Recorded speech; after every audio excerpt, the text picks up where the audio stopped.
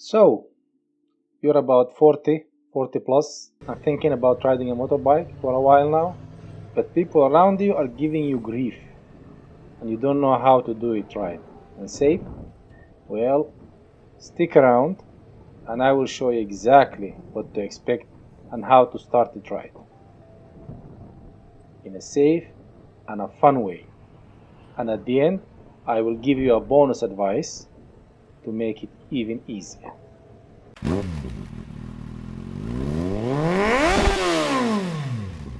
Hello, my brothers. First of all, you need to have the right mindset and know that many of your friends and family will use shaming language to make you forget your dream and the itch you have been feeling for a long time now. They will call it midlife crisis, and you are going to get hurt or die. And what about your family? And you want to impress young girls and so on, blah blah blah. Forget all that. You know why? Because you are not a young crazy squid who thinks he is invincible and nothing wrong can happen no matter what he does. Because you do have life experience and you learned a lot during your years on this earth. Because you have years of driving in your safety cage called a car, and you experience traffic and what to expect of all kind of other people on the road. When you throw your leg over your bike, you know that you are doing and you know what you're doing, and you are approaching it responsibly. You know you have friends and family to come back to, but it does not mean you cannot have fun. You gave yourself to those people for about 20 years or so, and you deserve to have a little time for number one, right? You had to put your money in four-wheeled vehicles, sedans, vans, and trucks because of the wife and kids. However, now you have some money put aside and you are probably in a better financial situation than you were about 10 years ago. And now you can afford to get yourself a sweet bike you have been eyeballing for a long time, right? Yeah.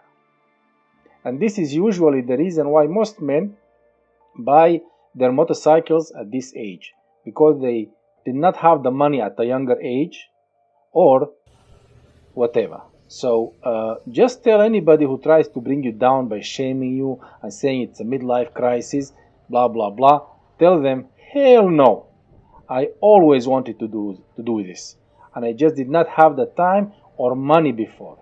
And remember, people who are afraid to do stuff will always try to shame the ones with the strength, desire, and will to achieve their dreams. Thus, put yourself in the right mindset first and know that a pushback is a part of the process and that it will stop after a while when they see you enjoying your life. So, the first thing you do before anything else is you have to find a beginner's riding course in your area. That's the most important thing. Do not, and I mean do not, get in a saddle without proper training. Motorcycles are not like bicycles. They are a lot faster, heavier, and make you want to do unwise things. Believe me, I know.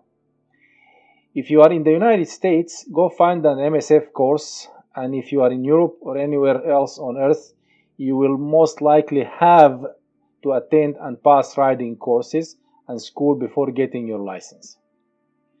After you enroll in your course and before you start training, you have to go and buy your gear. That's just essential. Okay? Depending on your country and its laws, you might have to get only a helmet or maybe some more protective gear for your body. However, no matter what, never ever get on a bike without a helmet, at least as a minimum. Don't say I'm going just around the corner or taking a small ride around the block or to the end of the street or whatever. If you are sitting on a bike, a helmet is a must. It has to be on your head or you will lose it eventually. So please, be wise. My advice, regardless of your local laws, always wear full gear. At gut. All the gear, all the time. And that means wearing a helmet, a jacket, a pair of gloves, motorcycle boots, and even trousers or pants if you're from the United States. And I will be talking about all that in details in next videos, so don't worry about it. You will get the information in full, I promise. Your training is probably going to be conducted on mid-class naked bikes with engines up to 700 cc's. However, a good instructor and a good training facility will put you first on a smaller, maybe about 125 cc's for the first time on your first day, just to make it more safe for you and give you the opportunity to build some confidence on an easier bike. Then you might progress to a 250 cc's, and then on your third time you might be seated on a 700 cc bike. My advice to you is to ask them for that if they don't do it automatically. It will eliminate any possibility for fear or insecurity that you might have. Okay?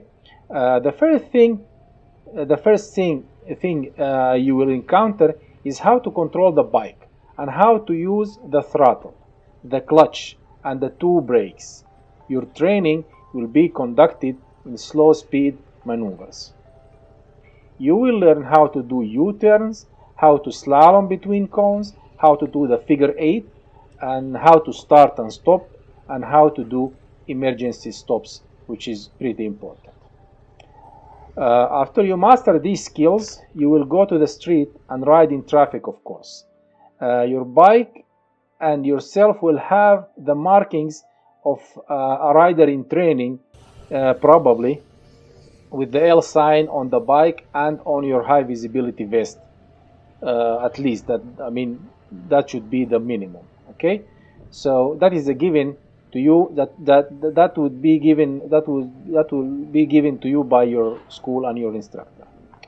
In Europe, your instructor will probably be behind you in a car giving you instructions via a talkie-walkie radio, while you have the unit connected to an earpiece in your helmet. You won't be able to talk to him, but he is probably talking to you, unless it's a little bit more fancy at school and they have the mesh communication or Bluetooth or whatever. You will need to pass an exam doing all the previously mentioned exercises, and after that you can go and buy your first bike and start living the adventures instead of just dreaming about them. Yeah. My bonus advice to you is not to go riding only on weekends or so. Riding can be very therapeutic and can be used as a meditation to calm yourself and to escape the daily stress and anxiety, of course. So, whenever you feel stressed, just throw a leg over and go toward the horizon. If you have found this video valuable, if you have found any value in it, please hit the like button and that red button that says subscribe, and go watch my other videos. You will find a lot of value in them. I will go in details on how to choose your gear, how to choose your bike, and everything related to riding, especially in these years of our peak in life. And remember, a little bit of white doesn't mean you're old. And also remember, the motto here is, we were born to ride, but we were forced to drive. Riding.